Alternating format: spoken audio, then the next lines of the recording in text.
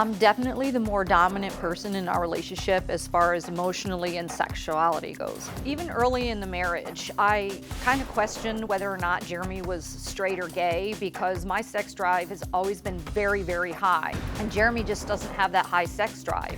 I enjoy having sex with my wife. It's just when I'm in my daily life, sex is not a thing that occupies much space in my mind. Since January of this year, we've actually only been intimate 3 times. What bothers me about this is that any man pretty much on the street that saw me would want to be in a relationship with me just by looking at me. The fact that my husband doesn't engage in sexual activity or even a form of intimacy with me is not only depressing, but it's just a shot against my ego.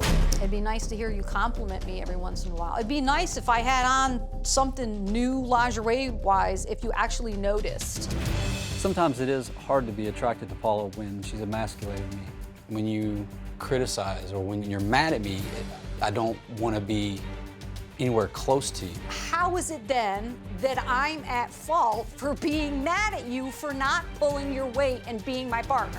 Arguments about being intimate make me want to be with her even less. You guys have been married 21 years. Yes, sir. And you feel like he's really not competent. I don't know if I'd say that he's not competent. Well, no, you said he was a moron. You said if he doesn't step up and start doing things around the house, you're going to get a divorce. I did say that, yes. We have 2 children, and they need their dad, and I can't be responsible for everything that goes on in the house. Are you an active partner in this marriage? Yes, sir, absolutely. Do you feel like whatever you do will meet with approval and enthusiastic support? Or, No, sir. or do you think it's going to get picked at? Often it's going to get picked at, yes, sir. Yeah. See, and I disagree with that, because early in our marriage, it did need to be my way. Everything had to be in a particular place. Everything had to be a particular way. I was very borderline OCD. Okay, and when did that end? That changed after we had our second child.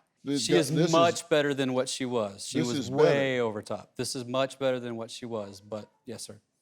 I've tried really hard because I want this to work. I want this to be successful, and I know that I'm not perfect. If I make a mistake, I will be one of the first people to admit it, but I do not like to be accused of things that I don't do. That's a big pet peeve of mine. Okay, well, let me know if I cross the line. I will tell you. Oh, I bet you will. Would you consider yourself bossy? I can be, yes. Yeah. A nag? Not a nag, no. Well, Paula sent us a home video, example of just how lazy you are. So let's take a look at this. But before we left for the trip, I cleaned.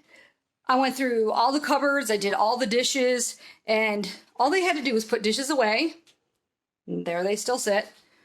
I asked them to bring me laundry, but they didn't offer to do anything, so here it sits. I left a to-do list before we went on vacation because I had done so much and I needed Jeremy to do some things.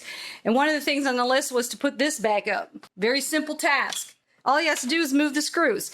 That's been like that for over a year. And I had to go to the grocery store, now I gotta work on laundry, and I still haven't been able to take care of me. I still want to know why you just throw stuff in boxes and not put all the boys' stuff together. Why do you leave it for me to do when the yard sale comes up? That's not right. You say you want to make room and stuff to make life easier, but then that puts the burden on me. You don't do things right the first time. You leave it for somebody else to do, and that's not I'll fair. leave it for me to do another time. Do you have a story or a question for me? Click the link in the description and tell me what in the world is going on.